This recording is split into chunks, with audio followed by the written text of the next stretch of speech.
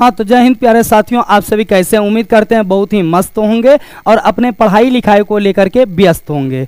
तो आइए, आप सभी का स्वागत है आपके अपने परिवार में। और आज हम लोग बात करने वाले हैं शब्द विचार के ऊपर। जी हाँ, शब्द विचार के ऊपर बातचीत करने वाले हैं और ये आपका जो है कि दूसरा लेक्चर होगा। इससे पहले जो है वर्ण विचार, भाषा, शब्द, स्वर, व्यंजन, इन सारे चीजों पर बातचीत हो गया है। यदि आपने नहीं देखा है तो चैनल के डिस्क्रिप्शन में इसका लिंक दिया हुआ है, आप जाकर के उसे भी देख सकते हैं। और साथ ही साथ यदि आपने चैनल को सब्सक्राइब नहीं किया है तो चैनल को सब्सक्राइब कर लीजिए और वीडियो को लाइक कर लीजिए। साथ ही साथ जो है कि आप अपने दोस्तों यारों में इस वीडियो को शेयर भी कर दीजिए। यदि किसी प्रकार का डाउट होता है, आपको पूछना लगता है कि पूछना है, तो फिर जो है कि आप इसी नाम से टेलीग्राम चैनल को ज्वाइनिंग कर लीजिए। आपको वहां पर फ्री मटेरियल, जो सारा चीज पढ़ाया जाएगा, ये सारा मटेरियल आपको वहां पर मिल जाएगा। साथ ही साथ जो है कि आपको कोई भी डाउट पूछने में किसी प्रकार का दिक्कत नहीं होता है। तो आइए, क्लास को देर नहीं करते हैं, फटाफट आगे बढ़ाते हैं। और एक बात बहुत जरूरी, अगर आप बिहार पुलिस की तैयारी करते हैं, एसएससी जीडी की तैयारी करते हैं, उसमें आपको काम आएगा ही आएगा। साथ ही साथ यदि आप कोई एकेडमिक तैयारी जैसे 9th class, 10th class, 12th class की तैयारी कर रहे हैं, तो आपको उसमें भी व्याकरण जो है कि 50 से 60 नंबर के पूछे जाते हैं और बहुत अच्छे से आपको काम में आ जाएगा। तो सबके लिए ये वीडियो जो है कि बहुत ही लाभदायक होने वाला है। तो आइए क्लास को शुरू करते हैं। शुरू से लेकर अंत तक सिर्फ आप लोग बने तो रहिए। चलिए, आज हम लोग सीखने वाले हैं शब्द विचार में सबसे पहले जो है कि शब्द विचार का परिभाषा क्या होता है। तो शब्द विचार किसको कहते हैं? व्याकरण के जिस भाग में शब्दों के भेद, अवस्था और व्युत्पत्ति का वर्णन हो उसे शब्द विचार कहते हैं। यानी कहने का मतलब शब्द विचार किसको कहेंगे? तो व्याकरण की वैसी शाखा जिसके अंतर्गत हम लोग शब्दों के भेद, उच्चारण, अवस्था, बनावट के बारे में अध्ययन करेंगे, उसे हम लोग शब्द विचार कहेंगे। साथ ही साथ शब्द किसको कहेंगे? तो ध्वनियों के मेल से बने सार्थक वर्ण समुदाय को शब्द कहेंगे। जैसे आपने कहा क, ल और ये कहा म, तो ये सबको मिला दिया जाए तो आपका कलम बन जाता है और ये कलम आपका शब्द हुआ। ये सारा ध्वनि और वर्ण है। तो ध्वनि और वर्ण सबको अगर मिला दिया जाए आपस में तो वो आपका शब्द बन जाता है। कई कई जगहों पर मात्राओं को और ध्वनि को मिलाने से बनता है। जैसे हम कहें कि हर्षी, इसमें जोड़ देंगे प और इसमें जोड़ देंगे तो, इसमें जोड़ देंगे आ, तो ये बन गया आपका पिता। तो इसमें आपका जो है कि ये जो है आपका वर्ण है, लेकिन ये आपका मात्रा है। तो मात्रा और वर्ण को मिलाने से भी जो बनता है उसको भी हम लोग क्या बोलते हैं? शब्द कहते हैं। आगे कहता है कि शब्द वर्णों और मात्राओं के मेल से बनते हैं, जो हमने एक्सप्लेन किया, जैसे नीचे में एग्जाम्पल के लिए दिया हुआ है। आगे बढ़े, कहता है कि किसी शब्द की रचना के संबंध में 4 तरह से विचार किया जा सकता है। कितने तरह से? 4 तरह से विचार किया जा सकता है। एक आप लोग देख लेंगे, थोड़ा टाइपिंग एरर है, यहाँ पर 24 नहीं लगा हुआ है, 24 लगा लेंगे, ठीक है। तो कहता है किसी शब्द की रचना के संबंध में 4 तरह से विचार कर सकते हैं। कौन कौन तरह से? अर्थ की दृष्टि से, व्युत्पत्ति या बनावट की दृष्टि से, उद्गम या उत्पत्ति की दृष्टि से, अप्रयोग या तो व्यवहार की दृष्टि से। 4 तरीके से हम लोग विचार कर सकते हैं। जो कि सबसे पहला वाला अर्थ की दृष्टि से, तो इन्हीं पहला नंबर पर सबसे पहले बात करेंगे कि अर्थ की दृष्टि से शब्दों के कितने भेद होंगे। तो भैया अर्थ की दृष्टि से शब्दों के 2 भेद होंगे, जिसमें पहला होगा सार्थक, दूसरा होगा निरर्थक।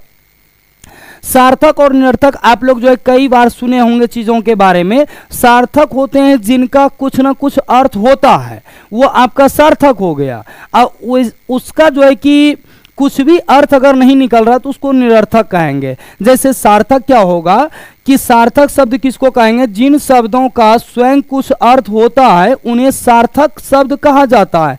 जैसे माता, पिता, विद्यालय, छात्र, शरीर आदि। यानी जिन शब्दों के स्वयं कुछ अर्थ होते हैं उसे हम लोग क्या कहते हैं? सार्थक शब्द कहते हैं। और जिनका स्वयं कोई अर्थ नहीं होता है उसे निरर्थक कहते हैं। जैसे यहां पर कहता है जिन शब्दों का अलग कोई अर्थ नहीं होता है उसे निरर्थक शब्द कहा जाता है। जैसे चप, मट, लप, तप, ये सब का कोई भी अर्थ नहीं है, इसको हम लोग निरर्थक कहेंगे। और जिनका अर्थ है उन्हें हम लोग क्या कहेंगे? सार्थक कहेंगे। और एक बात जानकारी के लिए आपको बता दें, आपके लिए जो है कि हम PYQ भी लेके आते हैं, लेकिन अब एक चैप्टर करवाने के बाद जो शुरुआत वाला था वर्ण विचार और व्याकरण भाषा, इन सबको मिला के हमने एक जो है कि सेट बनाया था 20 प्रश्नों का, हमने उसको करवाया था। अब क्या सोचे हैं आप लोग भी इसमें जो है कि अपनी राय जरूर दीजिएगा और कमेंट बॉक्स में अपना जो है कि विचार प्रस्तुत कीजिएगा कि हमने सोचा है सभी चैप्टर को ले लिया जाए। सभी चैप्टर को करवाने के बाद फिर बाद में आपको जो है कि कुछ क्वेश्चन को चुन करके PYQ का और उसको आपको जो है कि लगवा दिया जाए, आपके सामने में प्रैक्टिस करवा दिया जाए। इसी वजह से उनके ऊपर जो है इस वीडियो के बाद से हम काम नहीं करेंगे, PYQ के ऊपर में एकदम लास्ट में काम करेंगे, सारा चैप्टर ले लेंगे, उसके बाद फिर लेके आएंगे आपके साथ में बहुत अच्छे से उन सारे प्रश्नों पर भी बातचीत करने वाले होंगे। तो इसलिए हम लोग सिर्फ और सिर्फ अभी पढ़ाई पर ध्यान दें और PYQ को हम लगले जो है कि लगवा देंगे सभी चैप्टर को खत्म होने के बाद। कहता है कि व्युत्पत्ति या बनावट की दृष्टि से शब्दों के भेद, तो व्युत्पत्ति और बनावट की दृष्टि से शब्दों के कितने भेद हो जाएंगे? 3 भेद हो जाएंगे, जिसमें कि आपका क्या क्या आता है, जिसमें आपका रूढ़ आता है, यौगिक आता है, योग रूढ़ आता है। रूढ़ शब्द किसको कहेंगे? जिस शब्द के खंडों को अलग या का अलग अलग कोई अर्थ नहीं हो उसे रूढ़ शब्द कहा जाता है। जैसे रज हो गया, इसके खंडों को अलग अलग करने पर कोई ना तो रो का कोई अर्थ है और ना तो जो का कोई अर्थ है, मिला के रज भले है लेकिन अलग अलग करने पर कोई अर्थ नहीं निकलेगा, उसको हम लोग क्या कहेंगे? रूढ़ शब्द कहेंगे। अगला आता है यौगिक, किसको कहेंगे? तो जिन शब्दों के खंड सार्थक होते हैं उन्हें यौगिक कहा जाता है। जैसे दूध वाला, यहां पर देखिए दूध का अर्थ भी है और वाला का अर्थ अधिकार होता है। तो भैया जिसके पास में दूध है उसके ऊपर उसी का अधिकार होगा, इस वजह से दूध वाला क्या है? ये आपका यौगिक हो जाएगा। दूध वाला क्या हो जाएगा? यौगिक हो जाएगा। और इसमें जो है कि गाड़ी वाला, इक्के वाला, बहुत सारा कह सकते हैं, तो ये आपका यौगिक में आ जाता है जिसका अलग अलग अर्थ होता है। योग रूढ़ क्या है? जो शब्द अपने सामान्य अर्थ को छोड़कर विशेष अर्थ पैदा करते हैं या उत्पन्न करते हैं उसे योग रूढ़ शब्द कहा जाता है। जैसे पंकज, पंकज का अर्थ होता है आप पंख में उगने वाला पंकज कह सकते हैं। जलज, जल में जन्म लेने वाला जलज हो जाता है। और यहाँ लंबोदर, जिसका उदर लंबा हो उसको लंबोदर कहते हैं। तो सामान्य अर्थों को छोड़कर विशेष अर्थ धारण करे उसको हम लोग क्या कहेंगे? उसको कहेंगे योग रूढ़। उसको क्या कहेंगे? योग रूढ़। चलिए अगला बात करते हैं उद्गम या उत्पत्ति की दृष्टि से शब्दों के भेद। तो उद्गम या उत्पत्ति की दृष्टि से शब्दों के 4 भेद होते हैं, जिसमें कि आपका तत्सम है, तद्भव है, देशज है, विदेशज है। कहता है तत्सम क्या होता है? जैसे भाषा की अगर बात करेंगे तो भाषा जो है संस्कृत भी भाषा है, संस्कृत भाषा है, पाली भाषा है, प्राकृत भाषा है, ये सारे भाषा होते हैं। इनके शब्द कुछ कुछ हिंदी में हम लोग सीधे तौर पर प्रयोग करने लगे हैं, जिनमें कि संस्कृत से भी आते हैं, प्राकृत से भी आते हैं। तो कहता है जो संस्कृत के शब्द ठीक उसी रूप में हिंदी में प्रयुक्त होते हैं उन्हें तत्सम शब्द कहा जाता है। ये भाषा के मूल शब्द हैं, ये भाषा के क्या है? मूल शब्द हैं आपके तत्सम शब्द जो हैं। कहता है तिक्त, जिह्वा, गरम, सूर्य, चंद्र, वृक्ष, पंच एटसेट्रा, बहुत सारा चीज है जो कि संस्कृत का होते हुए फिर भी हम लोग हिंदी में उसी रूपों में उसका प्रयोग कर रहे हैं, उसको हम लोग क्या कहेंगे? तत्सम शब्द कहेंगे। अगला आता है तद्भव क्या होगा? तो कुछ शब्द ऐसे हैं जो संस्कृत और प्राकृत से रूपांतरित होकर हिंदी में मिल गए हैं, ऐसे विकृत संस्कृत और प्राकृत शब्दों को तद्भव कहा जाता है। यानी वैसे शब्द जो कि प्राकृत और संस्कृत दोनों में प्रयुक्त होते हैं लेकिन उसका सीधा रूप हम लोग प्रयोग कर पा रहे हैं हिंदी में, उसे हम लोग क्या कहेंगे? तद्भव कहेंगे। जैसे यहाँ पर कह दें आग है, बच्चा है, मोर है, नौ है, चार है, पीला है, शाम है, ऊँट है, कपूत है, किवाड़ है, बाघ है, भालू है, बहुत सारा चीज ऐसा है जिसका हम लोग सीधे प्रयोग हिंदी में कर रहे हैं, जो कि संस्कृत और पाली, संस्कृत और जो है प्राकृतिक का है, ये प्राकृत का है, उसका सीधा प्रयोग हो रहा है, तो उसको हम लोग क्या कहेंगे? तद्भव कहेंगे। अगला आता है देशज क्या होता है? तो भैया देशज हम लोग किसको कहेंगे? देशज, जो शब्द देश के अंदर बोलचाल की भाषा से लिए गए हैं उन्हें देशज कहा जाता है। जैसे चिड़िया, जूता, तेंदुआ, कलई, पगड़ी आदि, यानी कि जो चीज देश के अंदर बोलचाल की भाषा में बोले जाते हैं और उसका प्रयोग सीधे हिंदी में किया जा रहा है, उसको हम लोग क्या कहेंगे, उसको हम लोग कहेंगे देशज। अगला आता है विदेशज। किसको कहा जाएगा, तो जो शब्द विदेशी भाषाओं से हिंदी में मिल गए उन्हें विदेशज कहा जाता है। जैसे school, table, lamp, mile, ticket, station, अफसोस, अबदार, यादगार, रंग हो गया, रोगन हो गया, अदा, अजब, अमीर, गरीब, गैरत हो गया, दुकान हो गया, दिक हो गया, एटसेट्रा। बहुत सारा चीज है जो कि अंग्रेजी का सीधे हम लोगों के हिंदी में प्रयोग हो रहा है। आज के समय में कहिए ना कि ठहराव चलना है, तो ठहराव क्या होता है पता नहीं, स्टेशन बोलिए तुरंत समझ में आता है। उसे बोलिए ना आराम आराम से भाषा में विद्यालय, कौन बूढ़ा वाला बात कर रहे हो, विद्यालय, स्कूल, स्कूल, तो स्कूल समझ जाता है, लेकिन विद्यालय में थोड़ा बहुत उसको लज्जा आने लगता है। तो ये अंग्रेजी के कुछ शब्द हैं जहां पर कि हम लोग हिंदी में इसका सीधे प्रयोग कर रहे हैं, उसको हम लोग क्या कहेंगे, उसको हम लोग विदेशज कहेंगे। बात आता आगे प्रयोग या व्यवहार की दृष्टि से शब्दों के भेद। प्रयोग या व्यवहार की दृष्टि से शब्दों के फिर से यहाँ पर 5 भेद होते हैं, जिसमें संज्ञा, सर्वनाम, विशेषण, क्रिया, अव्यय है।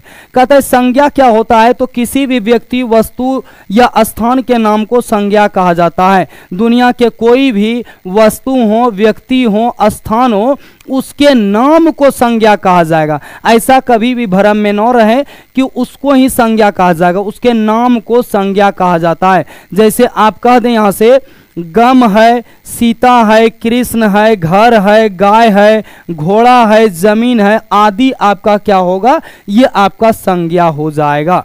क्या होगा, संज्ञा होगा। अगला बात आता है कि सर्वनाम क्या होता है, तो जो शब्द संज्ञा के बदले में आता है उन्हें सर्वनाम कहा जाता है। जैसे हम, तुम, वह, वे, आप आदि। यानी जो शब्द, जैसे मेरा नाम जो है कि मंगल कुमार है, तो मेरा नाम मंगल कुमार है, तो हम यहाँ पर मंगल कुमार अगर बोलते हैं तो कुछ भी चीज अगर कोई आता है उधर से और कहता है ये किसने लिखा है, तो मेरा नाम स्वयं जो है कि मंगल कुमार है, हम कहेंगे मंगल कुमार ने लिखा है, तो ये थोड़ा ठीक नहीं लगता है। इसके जगह पर हाँ ये वाला बात हम कह सकते हैं, किसने लिखा है, तो हम कह सकते हैं भाई मैंने लिखा है। तो मैंने अगर लिखा है तो उस नाम के बदले में मैंने का प्रयोग किया है, तो मैंने आपका सर्वनाम हो जाएगा। मैं हो गया, हम हो गया, तुम हो गया, बहुत सारा जितना भी नाम के बदले में आता है उसे हम लोग क्या कहेंगे, उसको हम लोग सर्वनाम कहेंगे। विशेषण क्या है, जो शब्द संज्ञा एवं सर्वनाम की विशेषता बताते हैं उन्हें विशेषण कहा जाता है।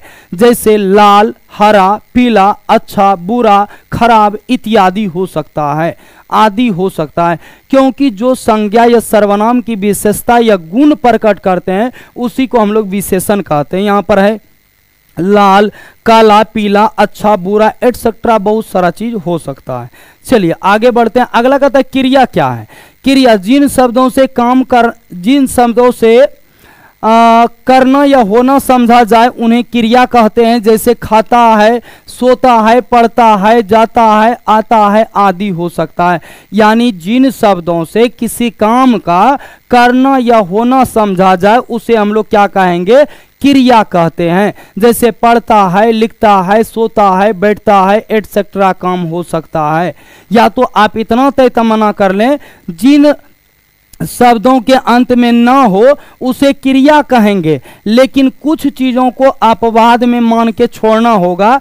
जैसे स्थान का नाम अगर मान लिया जाए अपने बिहार का पटना स्थान है तो ना उसमें भी है तो उसको क्रिया नहीं कहेंगे। ठीक है, स्थान का नाम, व्यक्ति का नाम जो रहेगा उसको आप, या तो वस्तु का नाम जो रहेगा आप उसके नाम को ना रहेगा फिर भी आप जो है क्रिया नहीं बोल सकते हैं, ये गलत होगा। हालांकि जिस भी किसी शब्दों के अंत में क्रिया कहना हो उसके अंत में ना लगा हुआ रहता आप उसको क्रिया बोल सकते हैं। लेकिन स्थान, व्यक्ति और किसी चीज का जैसे वस्तु अगर सब है उसका नाम छोड़ करके तब सारा जो है आपका क्रिया हो जाएगा। अगला आता है कि अव्यय किसको कहेंगे, तो भैया जिन शब्दों का रूप कभी भी नहीं बदलता है उसे हम लोग या उन्हें हम लोग अव्यय कहते हैं। जैसे धीरे धीरे, वह, जल्दी जल्दी आदि हो सकता है। यानी जिन शब्दों के रूप कभी भी नहीं बदलेंगे, कभी भी नहीं बदलते हैं उसको हम लोग क्या बोलते हैं, अव्यय कहते हैं। जैसे धीरे धीरे, ऊपर ऊपर, ऊपर नीचे, आए बाएं दाएं, दाएं दाएं, बाएं बाएं या अगल बगल, ये सारा चीज जो है आपका अव्यय की श्रेणी में आ जाता है। इस पर प्रश्न भी पूछे गए, प्रश्न भी पूछे जाते हैं।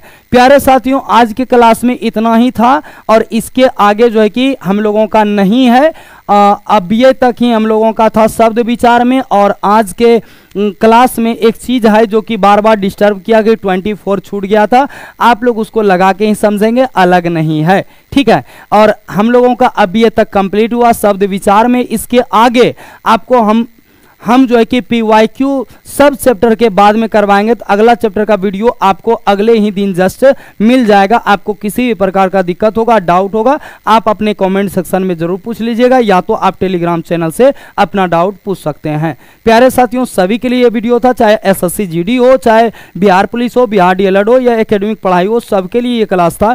जिन भी क्लास में हिंदी व्याकरण लागू है उन सारे जो है कि क्लास के लिए था। तो आज के लिए बस इतना ही, मिलते हैं फिर अगले वीडियो में। आप लोगों को वीडियो देखने के लिए दिल से धन्यवाद। और अगले क्लास में और लास्ट में यही कहेंगे, आप अपने तैयारी को मस्त रखिए, ज़बरदस्त रखिए, बना के तैयारी करते रहिए, रिवीजन करते रहिए, प्रीवियस ईयर क्वेश्चन को लगाते रहिए। और चैनल को सब्सक्राइब नहीं किया, चैनल को सब्सक्राइब जरूर कर लीजिए। मिलते हैं अगले वीडियो में। जय हिंद।